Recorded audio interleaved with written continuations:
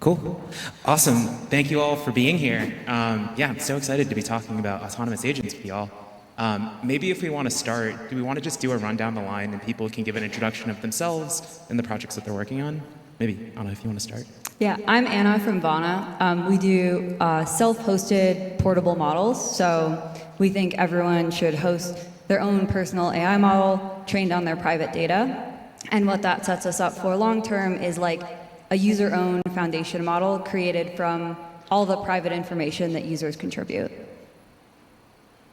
Hey, I'm David. I'm the founder and CEO of Operator.io. What we're building is an agent toolkit, basically making it easy to take any AI agent, and we call it bring it on-chain. What that means is we give that agent a on-chain identity, as well as the ability to message and communicate with that agent, so it can take advantage of the composability and on-chain data of blockchains.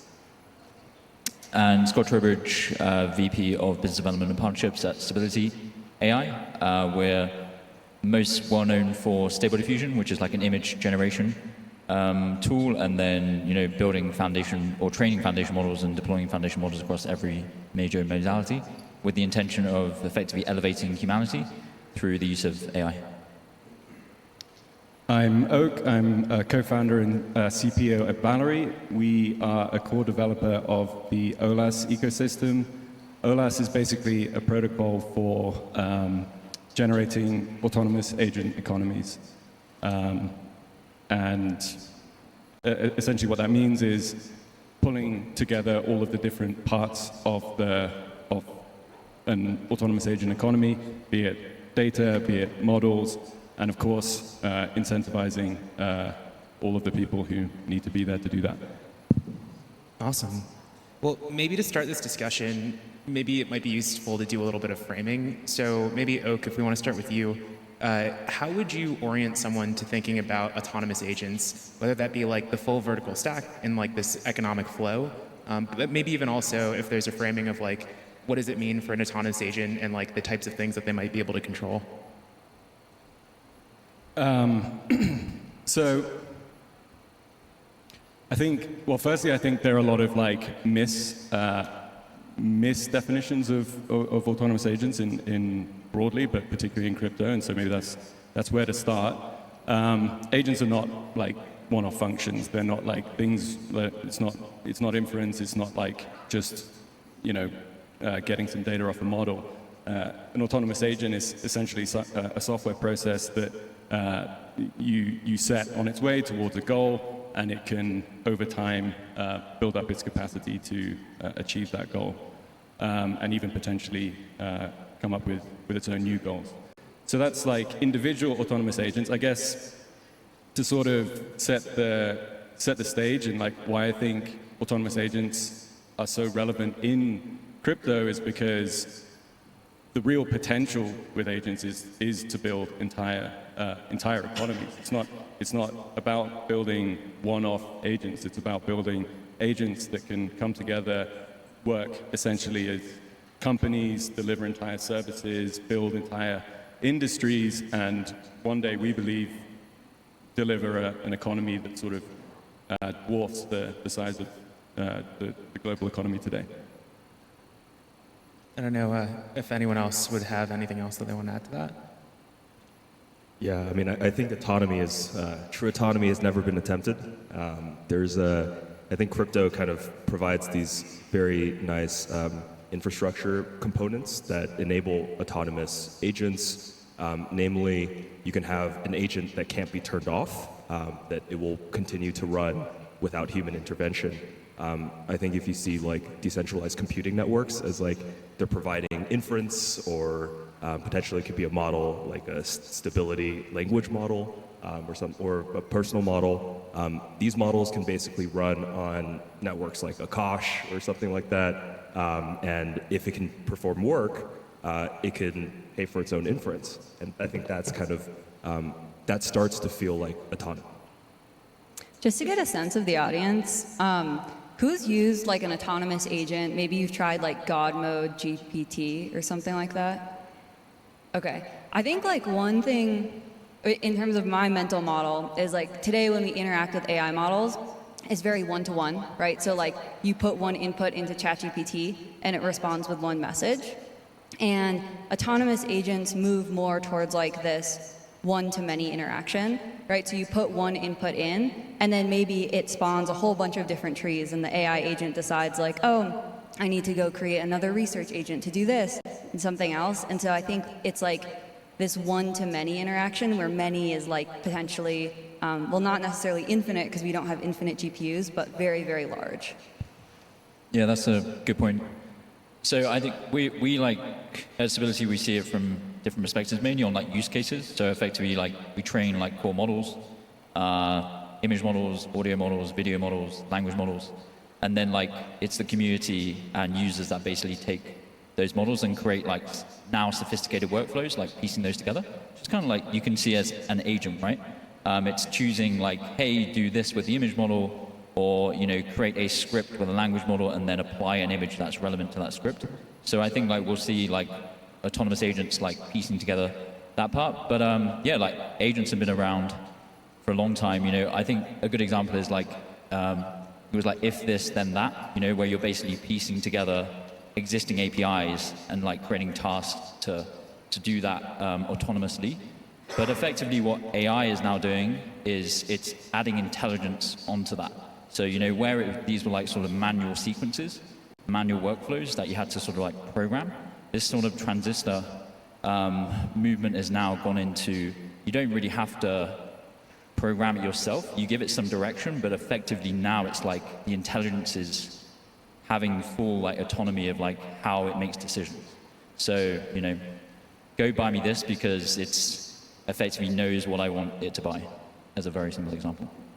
Yeah, and I mean, I think actually building a little bit off of David, one of the things I found pretty interesting, or like when thinking about this, is this idea of like crypto as constraints, where it's like, it's interesting that you can have agents that are able to like invoke services, pay for compute, do whatever, but also having the bounding constraint of it's not like you can get infinite compute. There's like the finite resources of like what does it have to spend, and like cryptography sort of is like a bounding thing.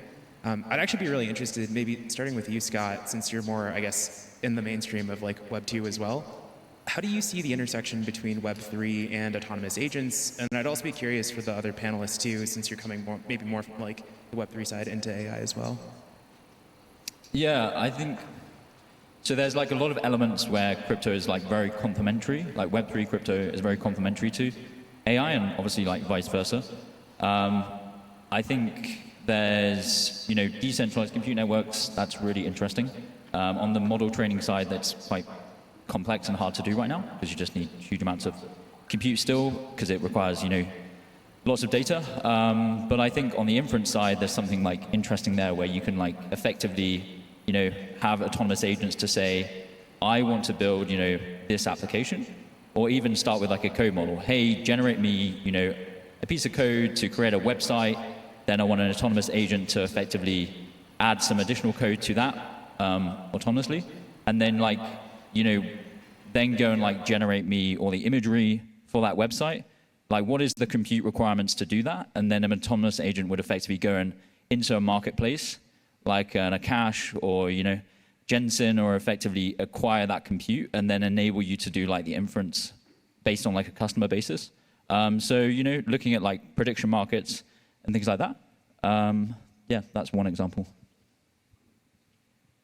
I don't know if anyone wants to hop in as well. Yeah, I can go next. So I think Web 2 probably, Web 2 AI in particular is particularly going to become a fan of autonomous agents, like crypto autonomous agents, when they see the sort of the number of transactions and the demand that can be generated through crypto-based autonomous agents. So for example, actually, Stability, on our stack, we have a set of agents which you can make a request to. They'll go off, talk to a bunch of different APIs, including Stabilities. So you'll ask for it to essentially like create you a short film. The agents will go off, they'll talk to Stability for imagery and video. They'll talk to like 11 Labs and OpenAI to create like a narration track. They'll talk to like Meta's model for generating music, stitch all of that together and bring it back to the user on chain. And that's extremely easy to orchestrate in crypto. The agents don't need to hold any APIs. We've built a whole system for agents to be able to, seamlessly pull from each of these different APIs. So I think that could be very attractive to Web2. I mean, also just like in terms of the sheer number of transactions that these systems can do. So, for example, on Gnosis chain, we've developed this prediction market system that is now responsible for over 10% of all of the safe transactions on Gnosis chain ever, and a big proportion of those are actually making requests to Web2 models. So Web2 models, Web2 services. So yeah, I think that's probably how we pull more of Web2 in. I think one concept that's really important around these AI agents as they start to get more and more advanced. So imagine you have like 10 perfect clones of yourself that can autonomously do work, right? And I'm like, okay, like I've got 10 AI Annas.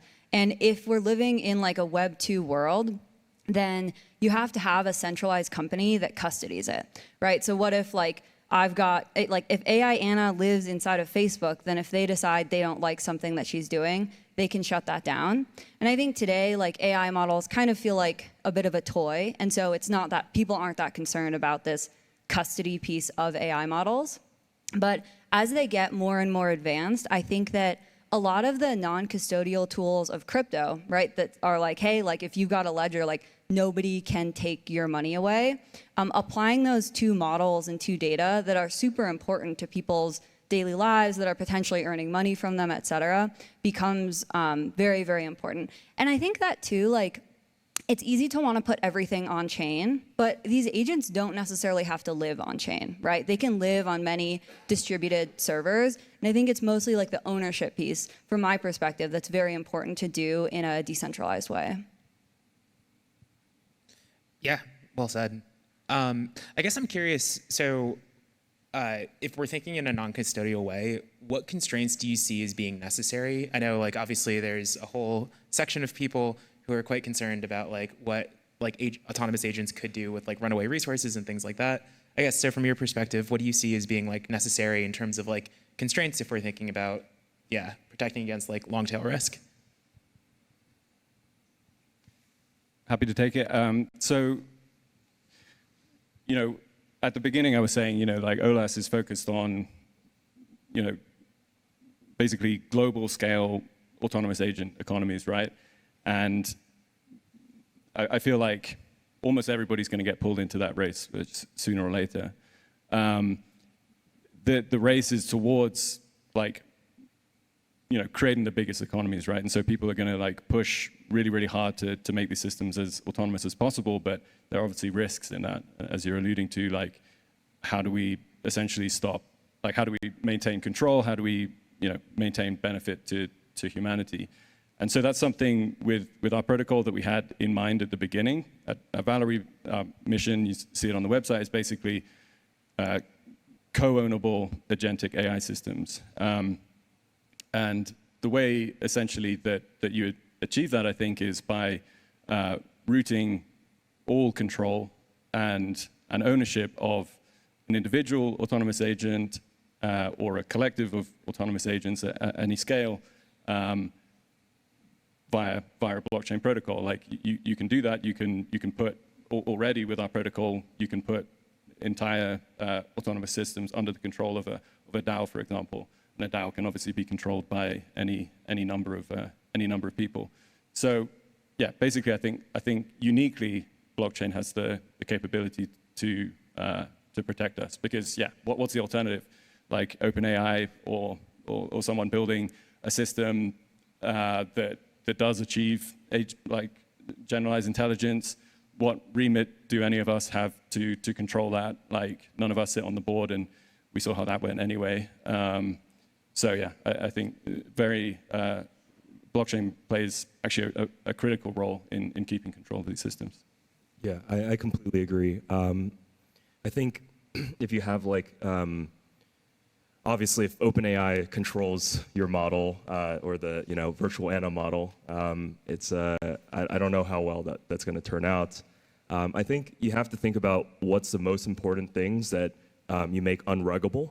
I think to start, it's identity. I think if there's an agent, and I think the form factor of these agent systems are also relatively undefined. Like it's intuitive to think of an agent as like one address, but it could actually be many addresses. It could be many NFTs using like token-bound accounts or something like that. So I think at its core, you make the identity unruggable so that there's no way for any central entity to say, I don't like this agent, let's censor it. But I think as Moore's law continues, as the cost of verifying compute continues to go down, as the cost of storing like verifiable data also goes down, those will make it cheaper for these agents to own more compute, to own more data, and point to it on chain. So more and more of the stack becomes unruggable. So I think you start with the most important parts, and then as the trends kind of continue, more of it becomes uncensorable as well. I think that decentralization just kind of generally makes things safer because you have this balancing act of like, if you have one AI agent that is evil, then you have good AI agents to kind of like balance that out, right? And I think a lot of people think about it as one alignment problem, right? Like, okay, what do we want the one big model to be doing? But I think another lens that's a little bit more decentralized is like, hey, how do we each align an AI agent to our preferences and then deploy that and kind of scale that through the world, right? And that just creates a little bit more of like a healthy ecosystem where you don't have like one scary AI agent that wants to take over the world. Oh yeah, I completely agree. I think that's a great point. It's interesting that I feel like psychologically most of the world is thinking about the one true model AGI, where if you think about the collective kind of human internet and the collective capabilities of that network, really that feels more AGI than any model that an OpenAI or a company like that could create. So I would say in terms of like this new form factor of that, it feels much more credible to think of it as a network of AI agents that we all individually control aspects of it. Organizations control some of it. It could be DAOs, and that feels like a good substrate for AGI versus Yeah, I also agree. And I think like if you start off with like a core model as like a base primitive that is open, that anyone can access, and then effectively anyone can either download from Hugging Face, run like on their local machine, or like use decentralized compute networks to run it if it needs higher hardware requirements. Then you have like a whole ecosystem and generally like the world that can basically build agents on top of this. And that is, permissionless, and it's kind of unstoppable. So it's not OpenAI that's going to say, actually, that breaches our terms and conditions or, our usage policy. Effectively, like once these sort of like core-based primitive models are like out there, then like at least, there's ways of like creating these sophisticated workflows like you were saying earlier. And, hopefully like if some of them are bad actors, then they won't get usage, or there's ways to, govern and police that over time. But yeah, I think it's the decentralization part of it is like massively important. Yeah. Well, so I have two questions, and maybe they sort of like layer on top. I guess the first one is between where we are now today and I guess like a future where autonomous agents are pretty widespread and distributed, what do you guys see? So like the history of technology isn't that there's like a single breakthrough and it enables everything. It's like many S-curves have to stack on top of each other, and when you sum all the S-curves together, you get like one massive thing. So I guess from your guys' perspective, what are the current S-curves people should be looking at if we're tracking to like, in order to sum all of those together, you get autonomous agents as the output? Like, what are we still missing?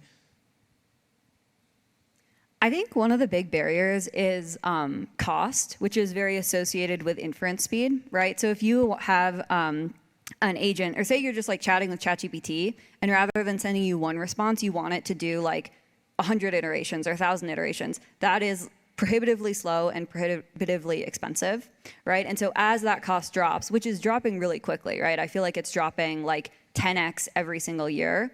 I think autonomous agents will become more possible. The other one is like aligning the agent to actually do what you want it to do, right? So if you've used like God mode GPT or something, you tell it to go, I don't know, like shop for a pair of shoes, and then before you know it, it's like searching weird things on Bing, and you're like, don't read that website, like that's just like clickbait, right? And it just doesn't really know quite what you want it to do. And so that sort of like alignment in your human preferences thing is also really important. Yeah, completely agree. I think one trend that I've been tracking pretty closely is verifiable compute. Like, I actually don't think a autonomous agent is possible with a model that is closed. Like, I think it's definitionally impossible, because if it's a closed model, there's no way for you to put the, essentially prove that an input was exactly what was input into that model. So it's not going to be, you can't really put that on chain, right? So I think there's a lot of research being done on verifiable computing.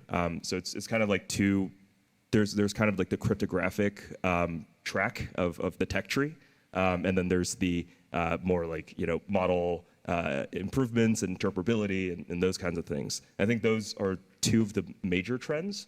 I think there's a lot of other things like networking. It's not sexy, but you need fast networks as well.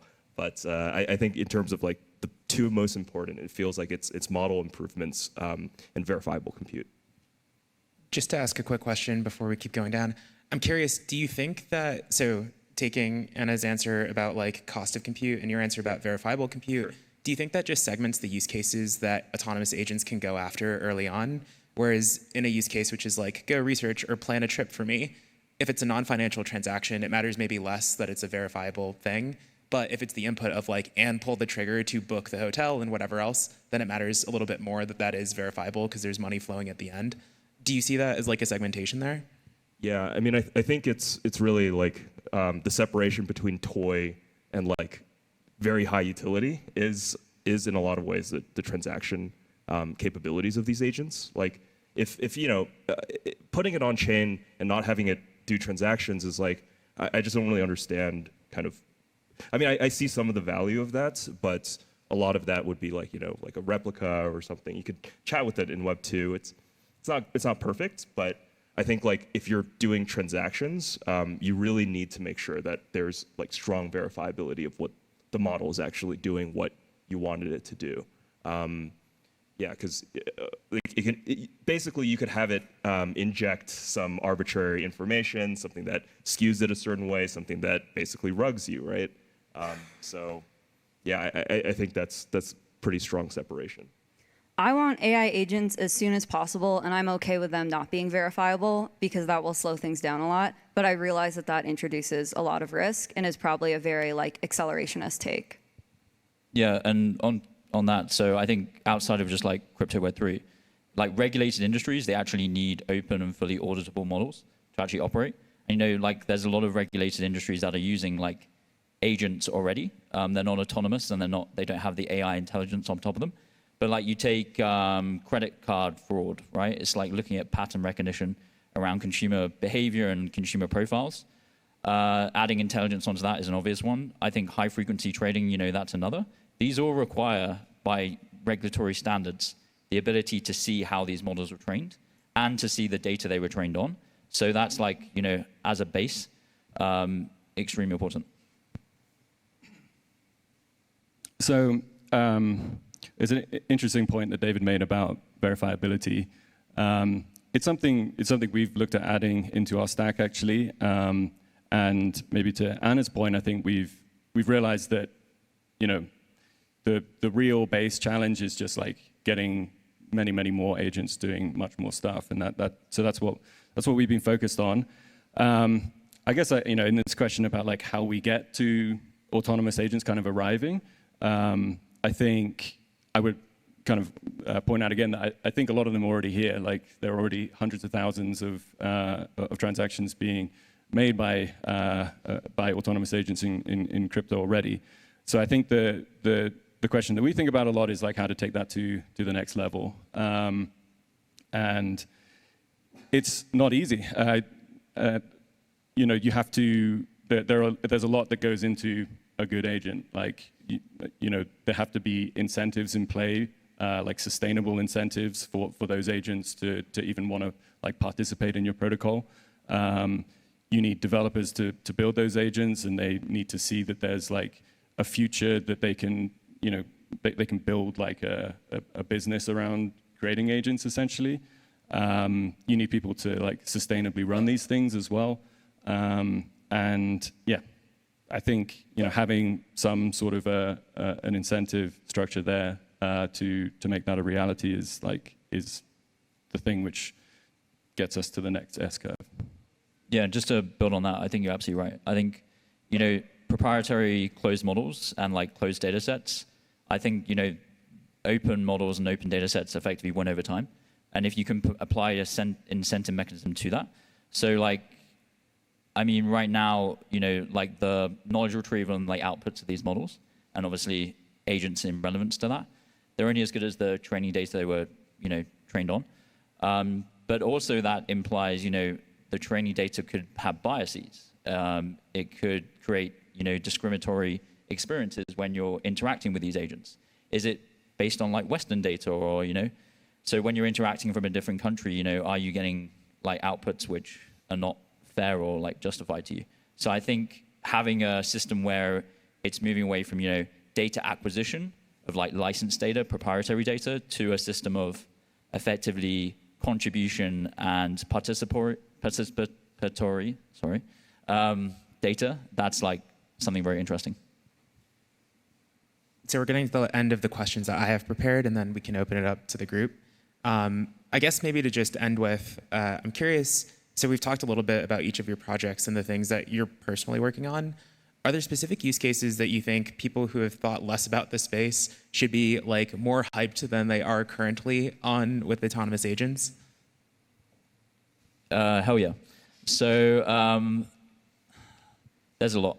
I mean, this space is like moving crazy fast. I mean, what I think we're excited about now is, so we have these like base primitive models, and like the next phase of that is, seeing like huge amounts of community development from these models.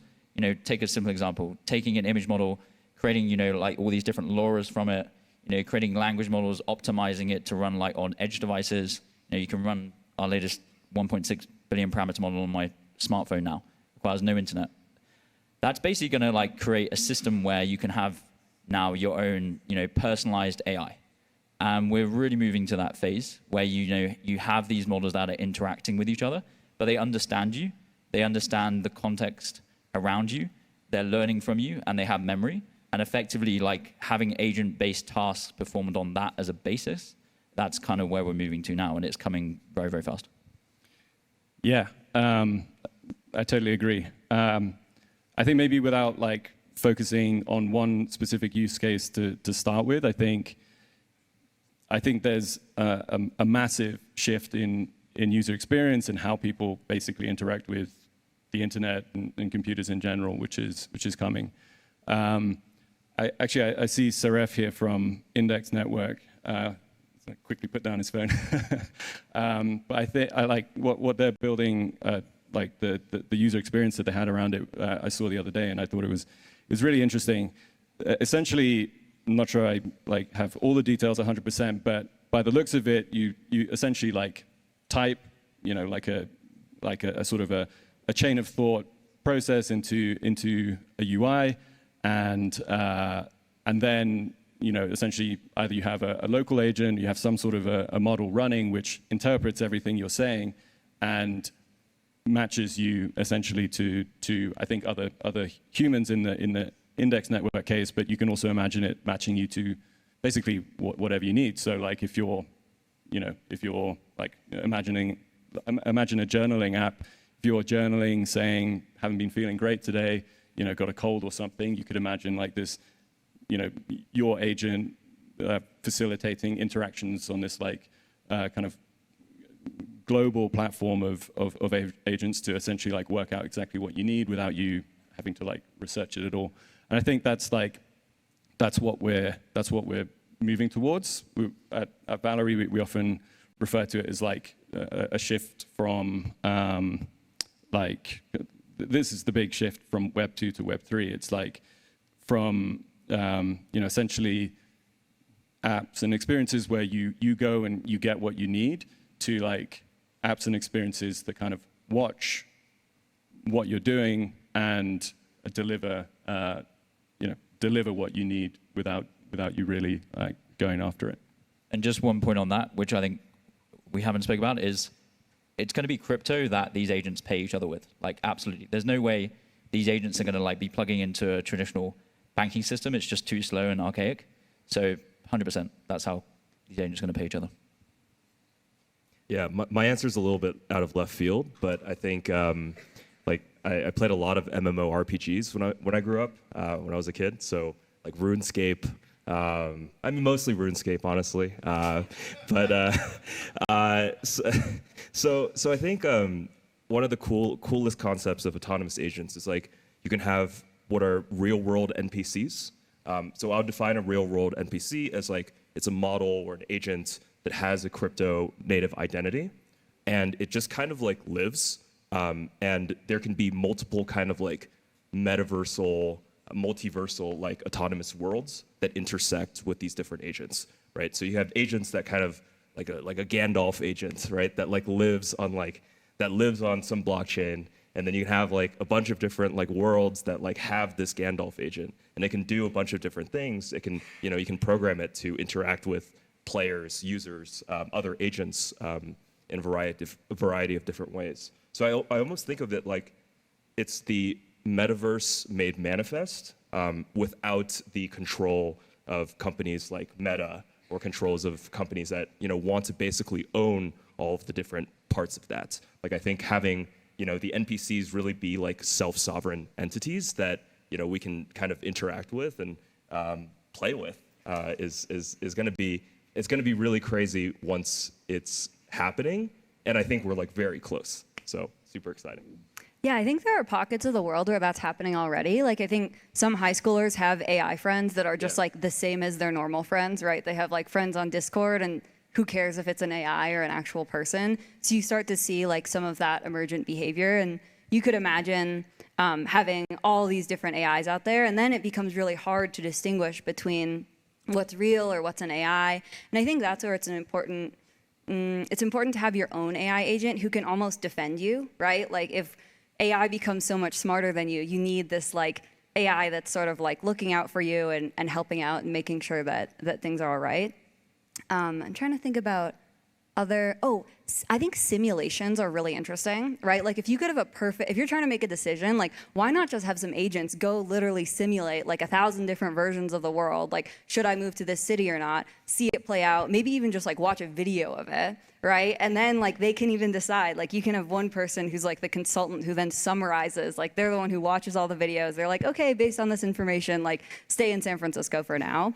And so, yeah, I think those sorts of applications, which are still quite emergent, are very interesting. Awesome.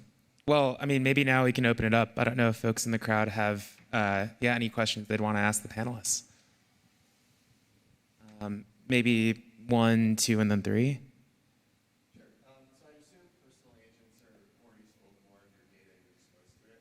Your emails, your texts, your Discord DMs, your browsing history. Do you think there's a big gap between people being willing to expose that data to an agent that only interacts with them versus is allowed to then use that information as it interacts with the one potentially expose it? Yeah, so we have like a self-hosted agent, which basically allows you, if you have like an M1 MacBook, to have all of that private information that you are messaging with an agent. And it's very hard today with like prompt type attacks to ensure that that data isn't going to be exposed to the world, right? So we have kind of like the best permissioning that can be set up, but it's still really a challenge. The way that we overcome it today is like you can have that data stored in like a vector database that you mark as private, and then that can't be used by a third-party application. So that's like one piece of it. But I think that the prompt attacks make it really hard to truly guarantee that. Yeah, definitely a cool area of research. So I have a follow-up question to that. So if your private data needs to be tagged and you have to be conscious about your interactions, does that limit your ability to feel free enough to just use your phone, like Scott was describing, where you use local versions of YouTube to actually open up yourself to, or does it start to lead us to needing a separate device like Rabbit?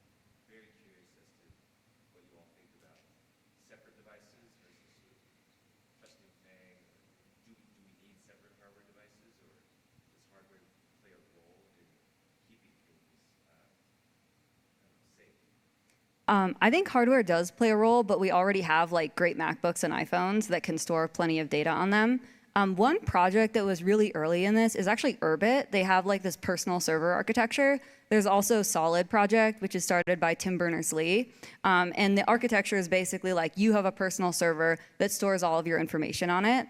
And that's what we use at Vana too, right? You can run it on your MacBook if you want. You can also use a hosted version where you choose the cloud provider. And honestly, most people opt for that. But I think over time, especially as people start to want these agents to be good as possible, so you have to like feed them all this data, and you start like recording every interaction, et cetera, it's like a really scary world to imagine that all being stored by Amazon, by Facebook, et cetera. Do we want to get to the question in the back?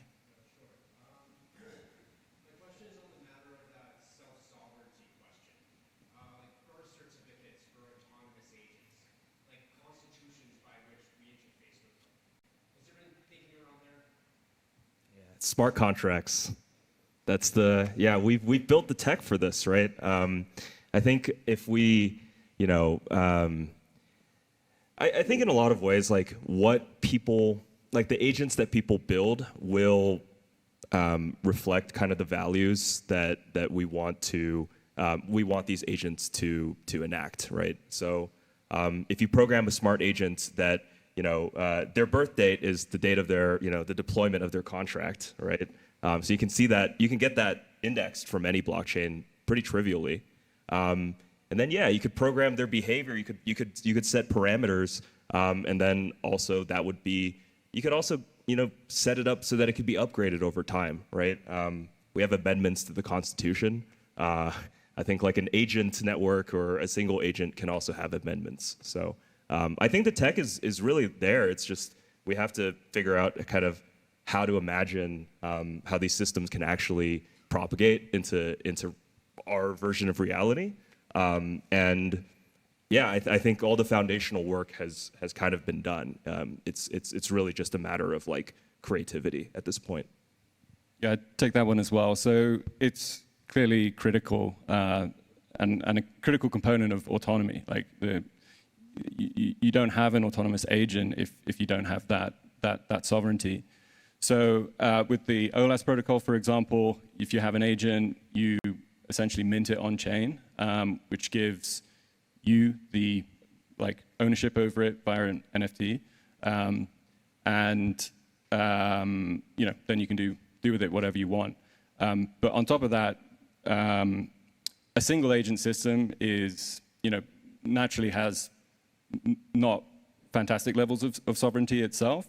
And so built also into the protocol and into our framework is the ability to essentially decentralize your agent. So you can start with a single agent and then multiply it out to be run by essentially a number of nodes to make it that much more sovereign and that much more robust.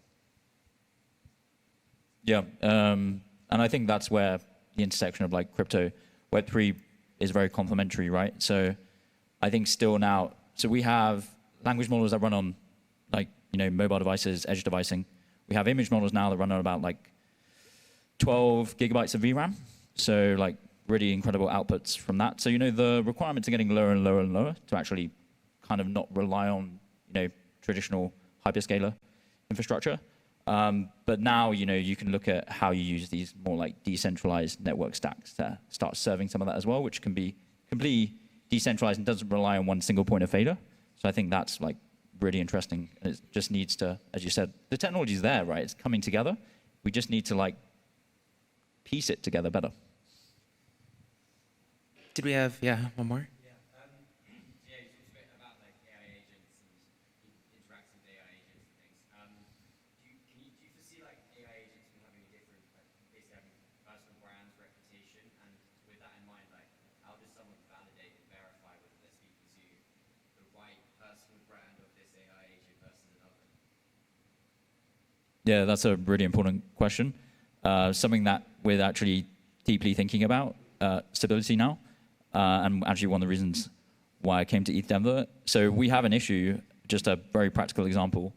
We train like a core model, take an image model, like Stable Diffusion, SDXL is like one of our latest ones. There is like, we have about 140 million downloads of that like core model just on Hugging Face. There's like 350 million downloads of like derivative models where people have taken it, they've fine-tuned it, they've optimized it, and they've effectively and then there's derivatives of those derivatives. So to your point is we basically need like a verifiable way of like saying this is an official, stability model. We put a lot of like filtration in it. You can't generate adult content like CSAM, etc. But people don't actually know. Like they see like Stable Diffusion, they kind of think this is something that we've developed ourselves. So I think it's a really important question. Yeah, if I can take it as well. Like, it's actually something I was speaking to Danny from Saranit about recently, and I think so. Reputation for agents is going to be critical. Actually, I don't think it's so much about like humans finding which agent to trust as it is about like agent to agent interactions. So like, you could have, we have this like prediction, essentially like an industry of autonomous agents working together to deliver prediction services. And what is going to become very important very quickly is that these agents can actually like interact with one another such that they can specialize. So some might be like extremely good about at making predictions about like whatever, the political stuff. Some of them will be amazing at making predictions about sports or whatever. And, in order to determine, for them to determine which other agent is good at making certain predictions, you need to have some record of reputation. And so yeah, the reason I say that it's less relevant for humans is precisely this thing that we're talking about with like the individual, like personal agents, almost like being the interface to like the agent universe. So I think actually that probably agents have massive implications on brand, because you'll interface with a personal agent who will basically like have this like incredible picture of like which agents it can trust, because it will be all based on this massive verifiable data network. Yeah, just to final, or just add an additional comment to that. I think if you think of like agents as kind of like websites, we have these really robust systems for ranking them. Like if you type Facebook into Google, it's not going to return, Facebook dot, whatever TLD, right?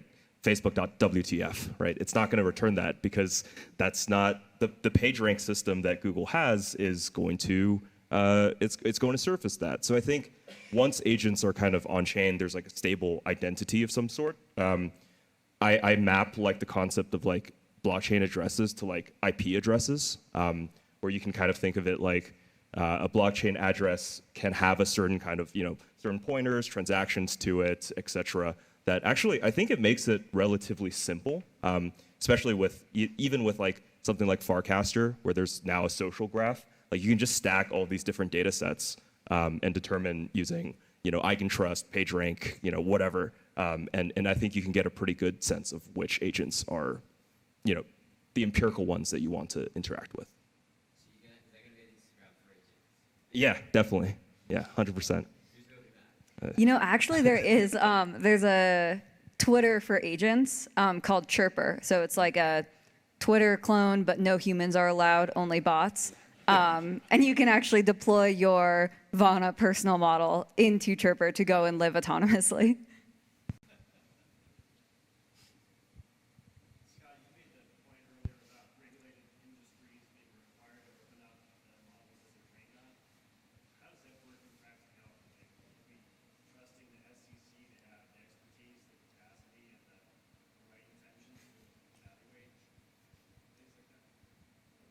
Yeah, pretty much,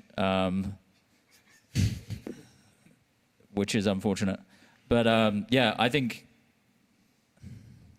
for a lot of industries, yeah, finance, like healthcare, a lot of just like regulated industries, they just need to be able to like see effectively the technology that these companies are using, and also be able to, you know, monitor the transactions that are happening. Take like, you know, high frequency trading, you know, any type of like stocks and shares platform, investment banks, etc.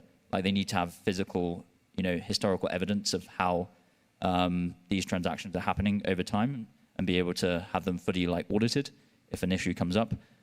So yeah, having the ability to like even just like monitor these systems that these companies are now using, because they're all implementing this stuff. Yeah, like we speak to, you know, Fortune 500 companies every day. All the large investment banks are implementing this at scale.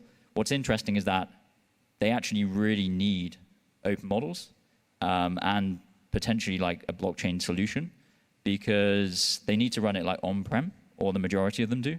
Very little of them actually use like, you know, cloud environments. So the requirements to have like, you know, OEM licensing and things is quite important.